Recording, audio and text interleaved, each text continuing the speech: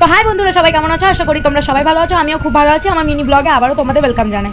তো আজকে আমি তোমাদের সকালে একটা ভিডিও শেয়ার করেছিলাম, সেটাই তোমাদের দেখিয়েছিলাম যে আমি ময়দা দিয়ে কী করছি। তো এই দেখো ময়দা দিয়ে আমি কী বানাবো, তোমরা তো বুঝতেই পারছো। এটা ছিল আমার স্টুডেন্ট প্র্যাকটিসের দিন। তো এই ময়দা আমাদের ওখানে মডেলকে কিছু না কিছু খাওয়াতে হবে, তো তাই আমরা এখানে ময়দা ছেনে নিচ্ছি, কারণ ওটা দিয়ে লুচি বানাবো। প্লাস আমরা মডেলের জন্য এই যে আমাদের নিরামিষ আলুর দম করছি। আর নিরামিষ আলুর দমটা কিন্তু দিদি করেছিল, খুব সুন্দর করেছিল। সেটার রেসিপি আমি তোমাদের 2-3 দিনের মধ্যে দিয়ে দেবো। আর সেই দিন কিন্তু সোমবার ছিল, আমাদের নিরামিষ ছাড়া কোনো উপায়ও ছিল না।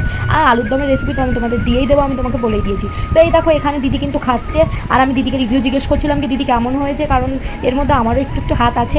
তো দিদি বলছিল আমি বানিয়েছি, তুই বল যে কেমন হয়েছে।